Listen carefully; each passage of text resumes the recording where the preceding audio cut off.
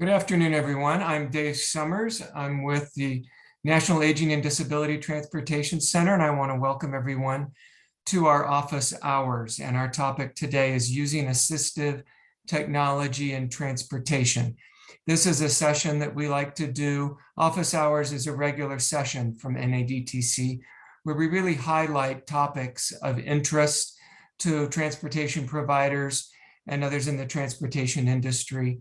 And we keep this very intimate, and so that we can have an engaging discussion after our presenters present today. I'm going to give you a couple of slides on some background of who we are at NADTC before I kick it off to our presenters. First of all participants, please stay muted during our presentation, and we are recording it, and we do have closed captioning available. Please keep your cameras on to add to the interactive nature, and you can feel free to use the chat. Again, I'm Dave Summers, Senior Research Associate at NADTC and US Aging. Today's presenters are Robert Gruendahl, as he's Assistive Technology Act Programs for the Administration of Community Living, and Tobias Orr, Director of the Nebraska Department of Education Assistive Technology Partnership. And at the end of, as I said, at the end of our talk, we'll have kind of a group discussion. The mission of NADTC, for those of you who may not be familiar with us, we promote the availability of accessible transportation options that serve the needs of older adults, people with disabilities, caregivers, and communities. And here's where you can find us. We do have a website. You can sign up for our monthly e-news. We regularly blast things out on social media, and we encourage you to join our mailing list. And here's some more of our contact information. You can call us toll free, email, web, and where to find us. And with that, I'm going to kick it over to Robert Gruendahl and let him start us off with assistive technology and transportation. Robert? Good afternoon. Hello, my name is Rob Gruendahl. I serve as the Assistive Technology Program Manager at the Administration for Community Living in the Center for Innovation and Partnership, Office of Interagency Innovation. This is within the U.S. Department of Health and Human Services. I'm a middle-aged male with blonde brown hair, prescription glasses, light beard, wearing a blue-gray button-down shirt. I'm going to start us off today. First, before moving to the next slide, I did just want to say that the main objectives for this webinar are to learn about using AT for accessible transportation and identify your state or territory AT Act program to connect with them about potential AT solutions for accessible transportation. Just a quick background on the Assistive Technology Act program. So the AT Act program was first authorized by Congress in 1988 to help older adults and people with disabilities across the lifespan to access technology solutions that address individual functional needs and challenges. The 2004 amendments to the AT Act required the 56 states and territories to conduct a set of integrated activities that directly benefit individuals with disabilities, older adults, veterans, caregivers, schools, and others by providing unique access to and acquisition of AT devices and services. The AT Act was recently reauthorized in late December 2022 as the 21st Century Assistive Technology Act. So we can go ahead and go to the next slide.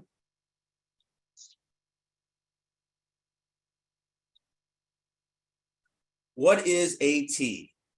Assistive technology is any item or piece of equipment that is used to increase, maintain, or improve functional capabilities of individuals with disabilities in all aspects of life, at home, in school, on the job, for mobility and transportation. Aging and disability is a natural process, a part of life and human experience. Depending on need and implementation, assistive technology ranges from no tech to low tech and high tech. AT devices and services enable individualized adaptations to everyday challenges. As our lives change, so does the ability to embrace the ever-growing array of tools and devices designed to modify and suit specific needs. So embrace AT for access to safe and accessible transportation, for people to travel and enjoy full inclusion and integration, live independently in an accessible home, and pursue meaningful activities. AT programs assist people of all ages and functional needs to make informed decisions through AT device demonstrations and short-term loans. A person can experience and borrow an AT device, try it out at home and in the community to determine if the device meets that person's specific needs. We can go on to the next slide for Tobias Orr. All right, thank you, Rob. Good afternoon, everybody. So my name is Tobias Orr, and I am the director of the Nebraska Assistive Technology Partnership. We're a state agency within Nebraska VR, which is part of the Department of Education. I'm a middle-aged male, short dark hair, long beard that seems to get whiter every day, and I wear reading glasses. So thank you for the time today. Today we're going to talk, like Rob said, about different pieces of assistive technology and how it can benefit individuals with disabilities in the area of transportation. So to start off on this slide, we're just going to talk about some of the lower tech items that are out there. Here in Nebraska, we do a lot of vehicle mods for personal vehicles. So we'll speak about that for part of the presentation, and then we'll also touch on some of the public transport technologies that are in use right now. So first slide here is just spinner knobs. These are about as basic as you can get. We've probably all seen them. I think back in the 70s, you used to see them on semis and buses and things like that. But for a person with a disability, it allows them to keep their hand on the wheel without changing position and be able to operate it. And there's various different styles, from the basic round knob to different formats, depending on the person's dexterity and use of their hands. Different styles of hand controls or different styles of spinner knobs can benefit each person differently. Next slide, please, Dave. All right, another very simple device would be a hand control. This is something that allows someone that may not have full use of their lower extremities to operate an accelerator and a brake pedal in a vehicle. It could be something as simple as the picture on the left, which is basically just a rod attached to the brake pedal and the accelerator, all the way up to something like the picture on the right, which is a little bit more aesthetically pleasing. Same basic function. It allows the person to use their hand to operate brakes and accelerator. This one's just molded and made to match the car, so it's a little bit better looking, but same basic thing. And next slide, please, Dave. Here we have pedal risers, also known as pedal extensions. These basically bring the accelerator and brake pedal closer to the driver. These will be useful for somebody of a shorter stature. The two pictures here you have on the left, the pedal extensions along with a mounted platform for someone's feet to rest on. On the right are just the basic pedal and gas extensions. These are quite simple and quite affordable. But they make all the difference for somebody that can't reach pedals in a normally set up vehicle. Next slide, please, Dave. I think you're way ahead of me. Here we have gear shift modifications. These allow a driver with limited hand strength or dexterity to operate a gear selector. Most vehicles, manufacturers are not thinking about accessibility. They're not thinking about, how someone with a disability may operate it. What they're looking at, is it aesthetically pleasing and does it look nice? So, something like this fits right over an existing gear shift. But it allows someone to, instead of pressing the button with their finger to take it out of park, this one here, it would allow the pressure from the wrist to push down and depress that button. So, but there's numerous styles here. And once again, like Rob said, AT is very individualized. So this might work for one person, but it might not work for another person with a disability. So lots of different styles here, and also very simple, very affordable. Next slide, please, Dave. All right, here we have the different ramp systems, and there's many more than this. This is just a touch on it, but basically these are systems to get a mobility device such as a wheelchair, whether electric or manual, inside of a van or inside of a vehicle. And this could be for use as a passenger, also for use as a driver. You'll notice here you have side entry and rear entry. Depending on the needs of the person, would depend on which modification you want to go with. Side entry one usually is easier for parking in a parking lot when you're looking at like a van accessible parking stall. But the rear entry, the reason for that a lot of times is that the power chair or the individual for size reasons needs a wider entrance. And so you can always get a wider chair through a rear entry modification.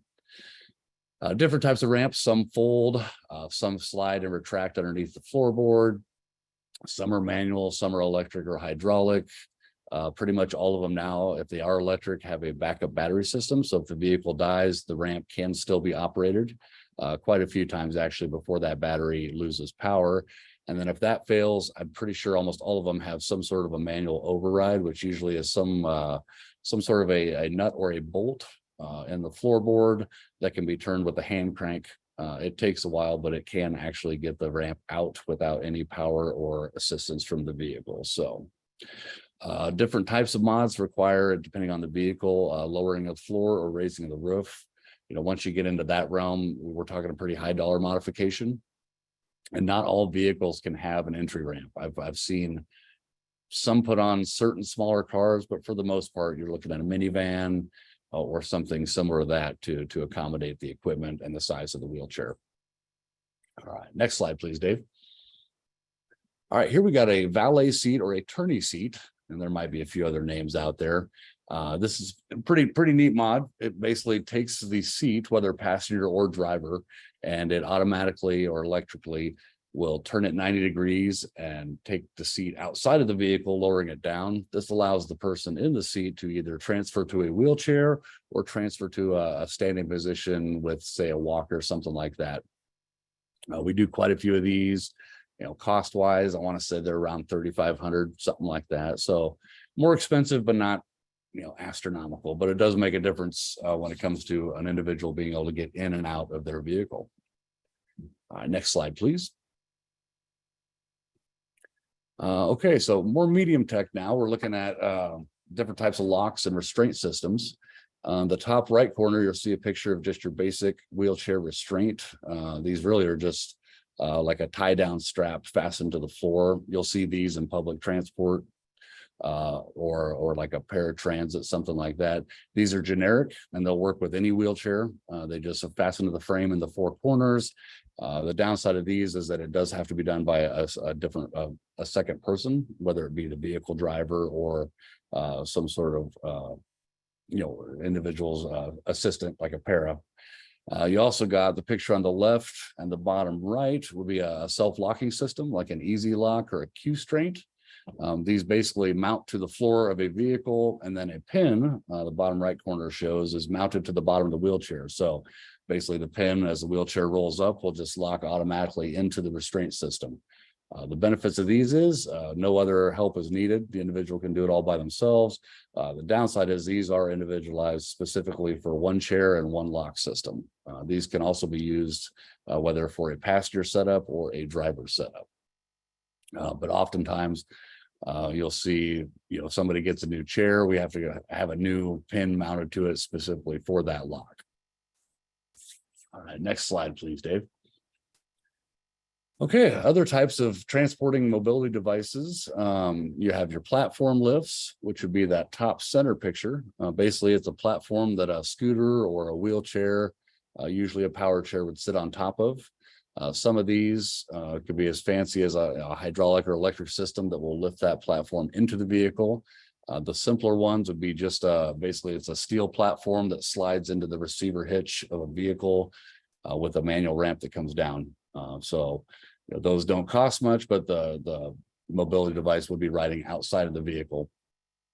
You also have like a crane type lift, which is an arm that would swing out, hook to the power chair, lift it up and swing it back in.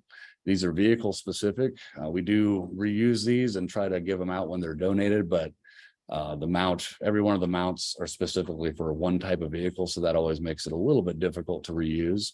And then you got like your chair topper setup. The bottom one, these are convenient because they can be used on a sedan. So you don't need a minivan, you don't need an SUV, and it can also be operated just with one individual. And so the person in this situation would transfer from their wheelchair to the driver's seat, reach around, hook the cable or the hook to the chair, and then the chair topper will then retract, pulling the chair up into the topper, and then it automatically closes. So we do see a handful of those every year. Next slide, please. All right, and then we got the high-tech controls for personal vehicles. These would be basically like an AVIT system is what it's called. These systems allow an individual with a disability to operate all functions of a vehicle with a single hand, possibly a touch screen, even a sip and puff system or voice controls. These are very customized specifically to the individual with their disability needs.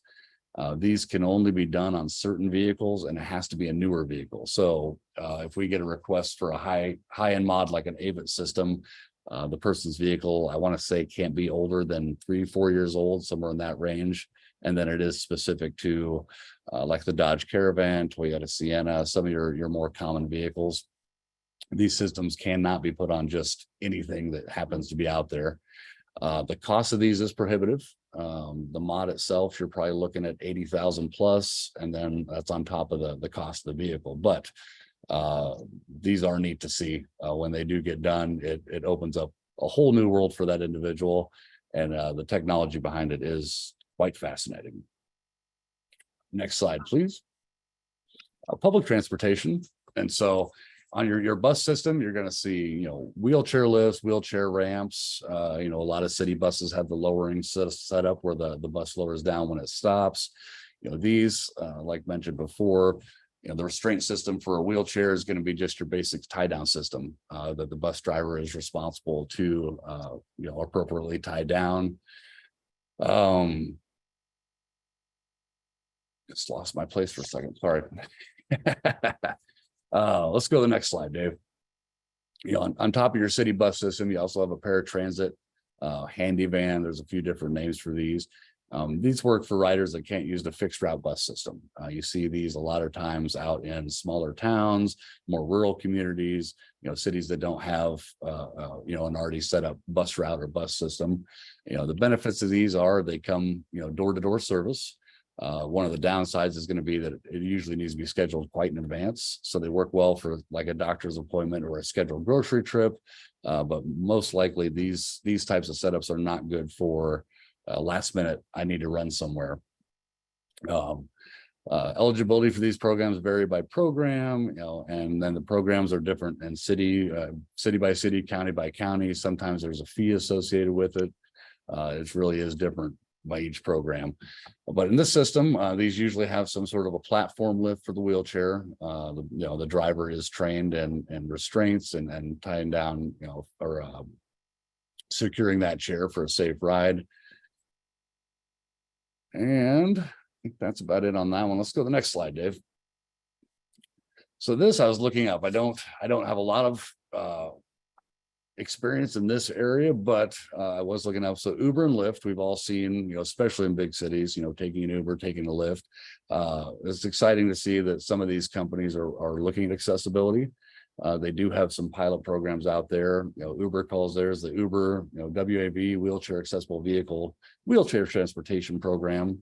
It's not in all cities. I want to say what I checked last was about half a dozen major cities in the US have this. It requires the Uber driver to have a vehicle capable of transporting a wheelchair. So it'd be most likely a van or something like that with a ramp system. The driver has to be certified in securing those wheelchairs. Uber also has the Uber Assist program, which assists people with accessibility needs. Maybe not necessarily an accessible vehicle, but they would actually come to the door and assist the person to get to the vehicle. And this is an option that can be selected on their app. And then for Lyft, same thing at WAV rides or wheelchair accessible vehicle rides. The rider would check this option on the app. But this also, again, is only available in larger cities. And even cities the size, I'm in Lincoln, Nebraska, right outside of, we have Uber, we have Lyft. As far as I know, I only know of one Uber driver that actually has an accessible vehicle. And I want to say cost on these was not much more, if any more than just your regular Uber or Lyft. Some of them, depending on the program the person selects, the cost might be a little higher, but overall it was pretty competitive. Next slide, please, Dave. Just talk a little bit about Nebraska, how we fund vehicle mods. So ATP is the state AT program. We have partnerships with numerous other state agencies, foundations, nonprofits, things like that. But what we provide to individuals looking for funding for a vehicle mod is funding coordination. And so somebody applies for our services through what we call it's a service and device application. It's kind of a generic app that really is looking at disability type, household income, basic demographics. Then my specialist takes that and sees, does that individual qualify for a program that we manage or funding that we manage? And if not, we send them a letter detailing out other possible funding sources. And this could be anything from disability specific organizations such as the MS Society or a spinal injury type society, all the way up to a lot of the vehicle manufacturers offer rebates when buying a new vehicle that's going to be used for accessibility purposes or going to be modified. And then we also have a program called Reuse, which is one of our state AT Act, one of our core activities. Where basically people donate used assistive technology or equipment to us. If it's in good shape, we clean it up and we give it back out at no charge. Oftentimes this is transportation related AT, such as wheelchair trailers, hand controls, wheelchair lifts. We can give them back out to the individual, but the individual is responsible for the cost of installing that equipment. Next slide, please. Funding sources in Nebraska. So some of our bigger ones for people that need vehicle mods are the waiver programs through home and community-based services. So we have the aged and disabled waiver, which a lot of states do.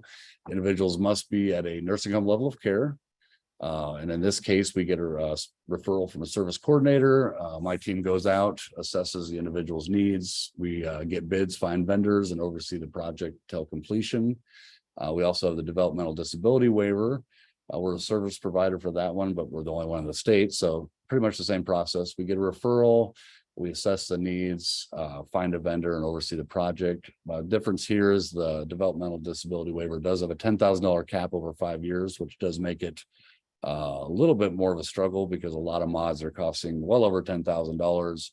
And that would drain that pot easily within 5 years if there was a repair or something else needed down the road. Next slide, please. Other funding sources, Nebraska VR, vocational rehabilitation, our parent agency. If an individual needs a vehicle mod to find, obtain, or maintain work, referral sent to us, and same thing. We do an assessment, write an evaluation, get quotes, find vendors, and oversee the project. And the Nebraska VR can fund that with their Title I funds, as long as it can be justified for that work goal, and that individual does need that to be successful at work. We also have some other private money. So a private foundation that's been a great partner for us in this state is the Enrichment Foundation. It's only for people that live in Omaha, which is half our population. So that works. It's a great program because it's not disability specific. So any disability, any income range, it's very, really a very simple grant. We get a $10,000 cap per year, and same thing as we assess, find vendors, oversee project, and authorize that funding. Next slide, please. Just to kind of give an idea of the need. So Nebraska, we have roughly 2 million people. We're very small population, rural state.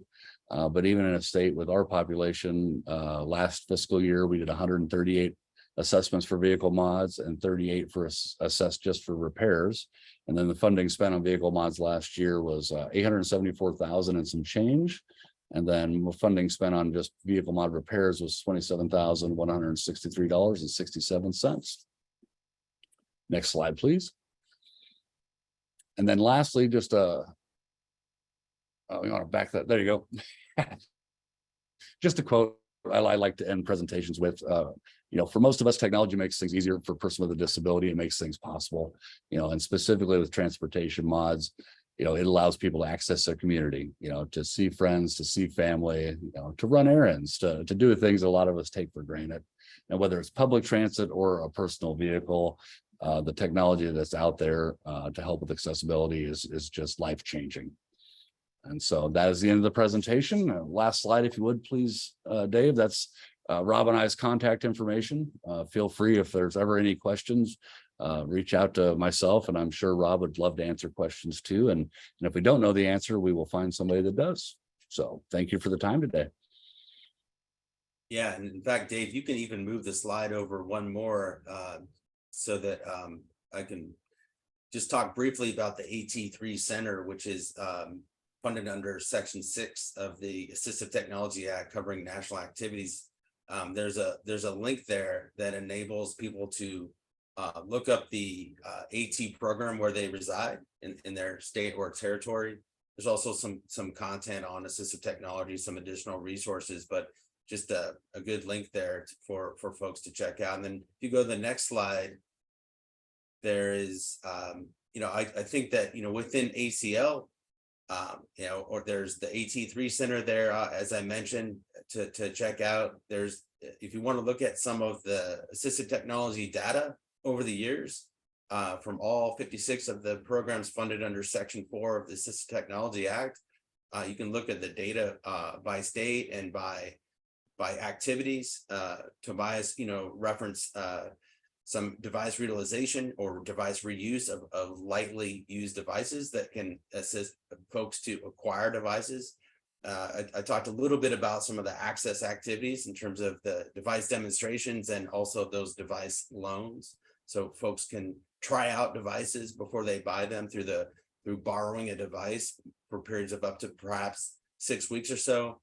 An additional acquisition activity is state financing activities, AT programs. Some of them have programs to assist folks to potentially acquire AT devices through alternative financing mechanisms, cooperative buying, other types of programs. So the AT programs are all about assisting folks to access AT and see if it might work out for them. And so obviously Tobias Orr is in Nebraska and surrounding environs will be able to assist you out. And then if there might be some questions, just across the country, coast to coast, in the territories about, what's going on in your state or region, you certainly can hit me up with a direct email. I did want to note, like, before we can go into questions. I don't know how much time we have left, Dave, for this presentation. But there's a new funding opportunity for technical assistance grants, focusing on transportation projects in rural and tribal communities. It's funded out of the U.S. Department of Transportation. And if folks, maybe some folks already know about this notice of funding opportunity, there's some, if you wanted to follow up with me directly on it, I'd be happy to provide some information about it. The acceptance of submissions begins August 14th, 2023. So just a little bit of information there. I think we've been able to hold it to 30 minutes now. And so I don't know if we went over time, but Tobias and I are certainly ready to engage folks if you have questions. No, I think this was great. Thank you so much, both of you, Tobias and Robert. I do have a couple of questions. One of the ones I was particularly intrigued was looking at that valet seat. And one of the things that I think about are the number of volunteer driving programs across the country, where often they're not using maybe a wheelchair accessible vehicle. They might be using other types of vehicles. For a transportation provider that is running a volunteer driving program, do they have access to any of the funding to do something like a valet seat in something that would not be a van or a minibus or something like that?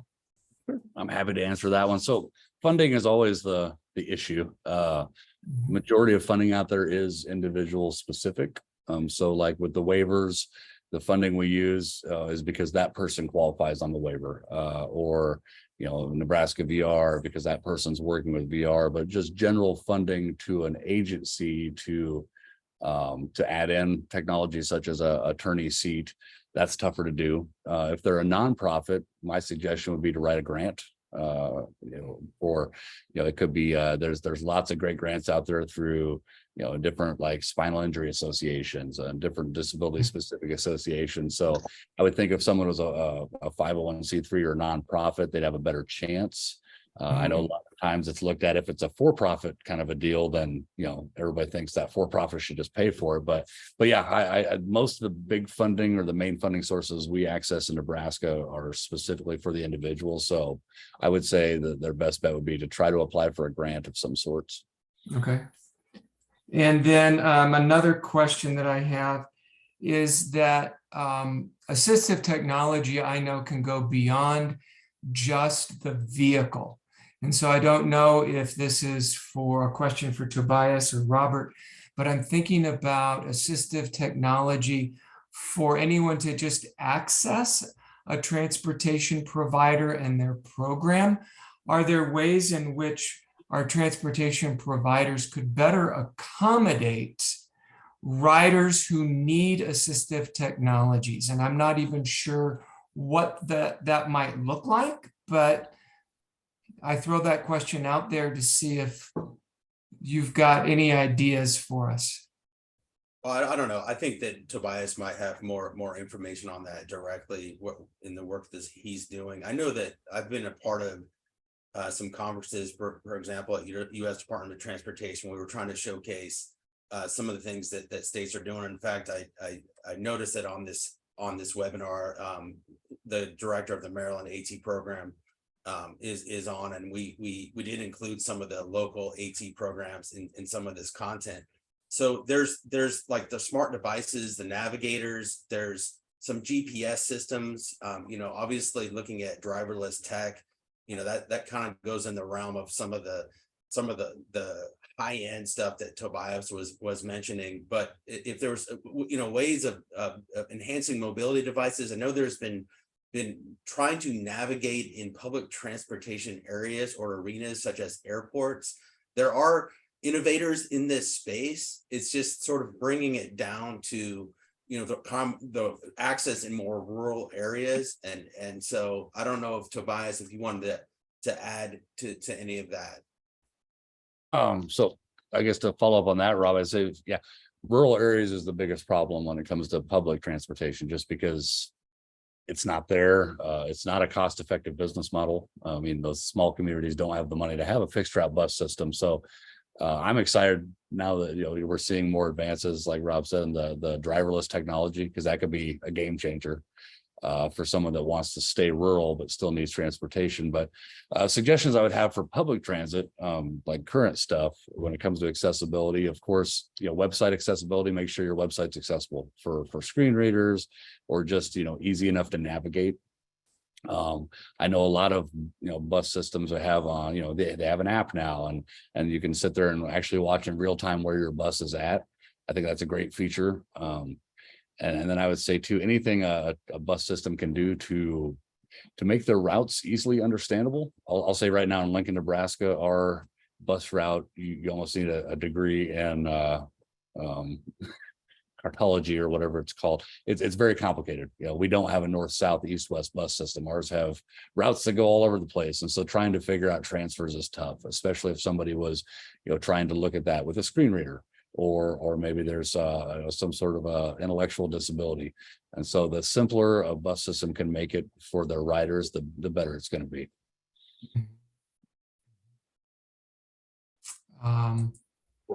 I'm checking the chat here to see if we've got some other questions. I see one comment saying, thank you for the great info. I'm not seeing any other questions at this time.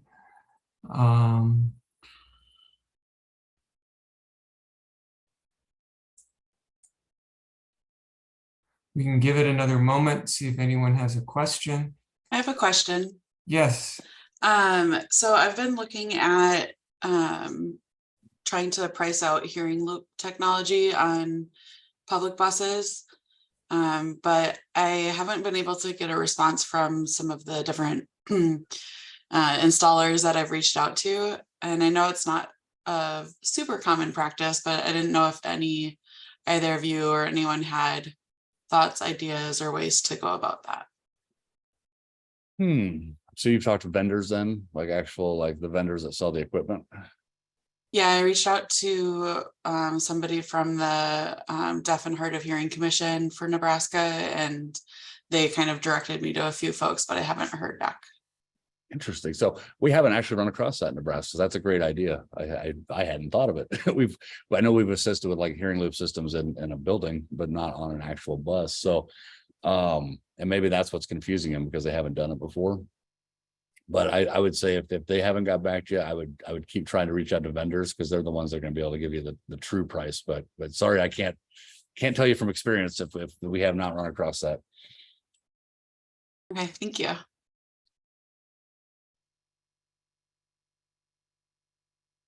This is Virginia Dyes with the National Aging and Disability Transportation Center. I work with Dave, and I have a question. I'm wondering, have you all, Tobias in Nebraska or Robert, heard of other programs that where the AT program actually does any kind of training with public transportation with drivers or others?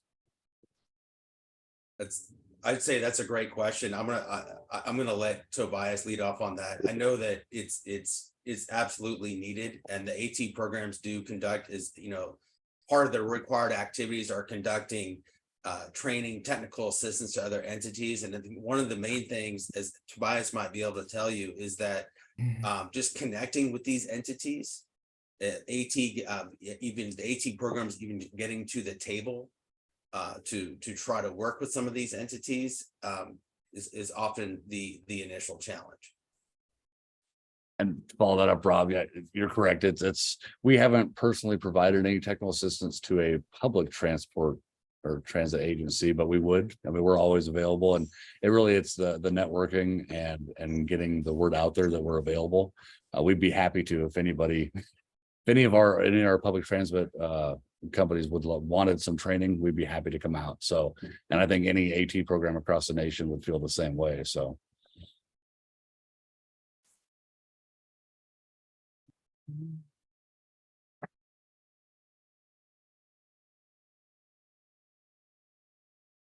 I see another question in the chat here.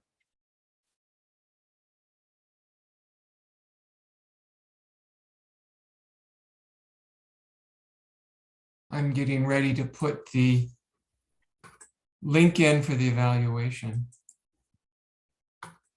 Dave, you want me to take the last question? Here we go. I just put in a link for the evaluation so that folks would see that. Do you see another question? Yeah, there's one there from Nicola. Okay. It says, are there any recent last 2 to 3 years regulations, guidance in place for what paratransit agencies should provide or adhere to when using assistive technology to transport individuals? It's probably dependent on the equipment itself. So like different restraint systems, there's going to be guidance from the manufacturer right there.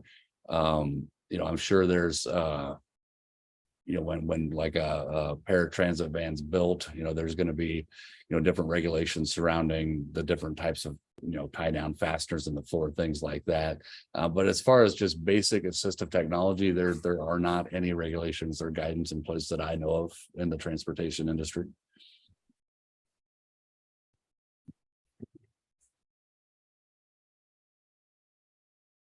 Do we have any other questions?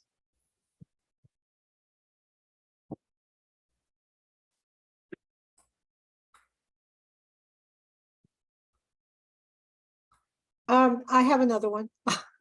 And my question is, you talked about Medicaid waivers being a good source of payment for assistive devices. I know that with other personal assistive devices, somebody who is on Medicare can have a doctor's note of recommendation for certain kinds of assistive devices. And I wondered if that also applies to some of these devices that enable people to continue using their vehicles. So let me think how I want to answer this. We've never touched Medicare funding for a vehicle mod. We just haven't. So I think there's some limitations there. There's also in the Medicaid, Medicare realm, a lot of times when a doctor is prescribing something, it's probably covered as durable medical equipment. And so the modifications aren't, Medicaid doesn't recognize them. So that's why the waivers basically are established to pay for the things that Medicaid doesn't cover. And so most vehicle mods do fit into that. There are some mods that do require I don't know, necessarily a prescription, not necessarily from a doctor, but from a specialist. Like some of the driver mods, you have to have an eval done by a specialist to basically prove that you can use those mods safely. And then that's oftentimes required by, driver's licensing, regulations, things there. So as far as a doctor's note being written to get Medicare to pay for a mod, I have not seen it. And even on the Medicaid side, usually the mod's not covered under Medicaid anyway, so the doctor's note wouldn't be necessary. And really just the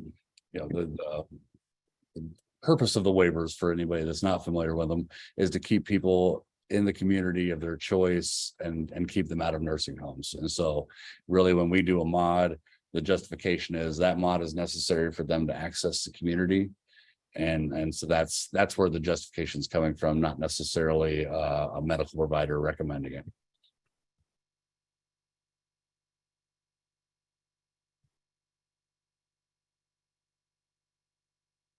Other questions?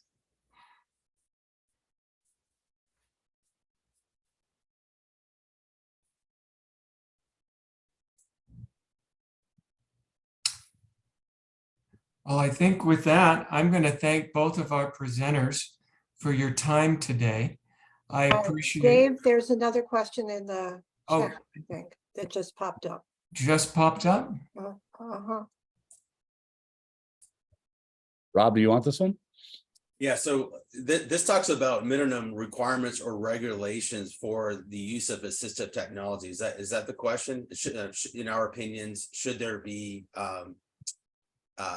minimum requirements? I think that I'm not going to speak for Tobias on this one, and and certainly as it relates to this question, I do believe that there should be some minimum requirements. I mean, I've dealt with I've dealt with some paratransit and some of the challenges living on the West Coast, assisting individuals dating back to the 1990s, and there's always challenges for folks. And I think that one of the main questions actually during this session sort of centered on training and technical assistance for transportation entities and other state agencies, education entities, employment entities is essential. And so the awareness of assistive technology is step one.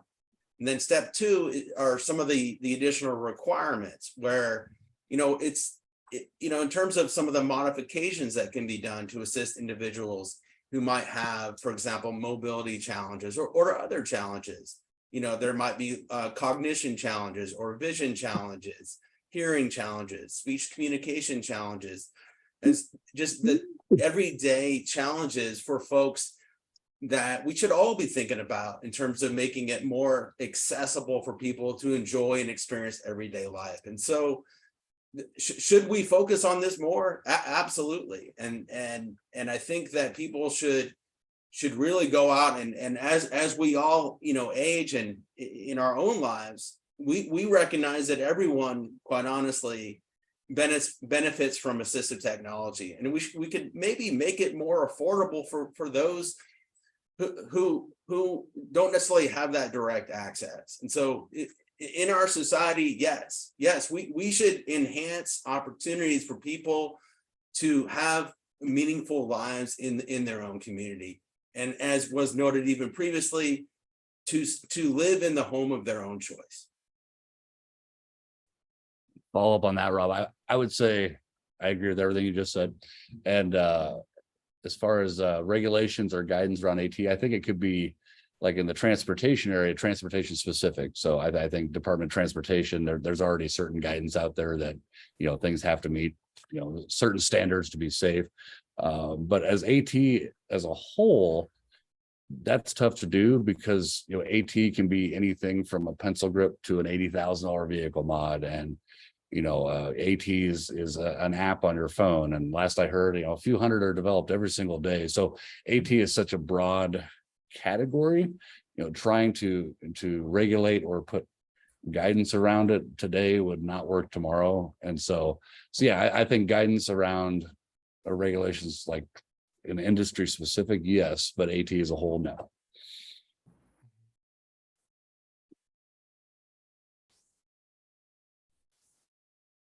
I'm not seeing other questions.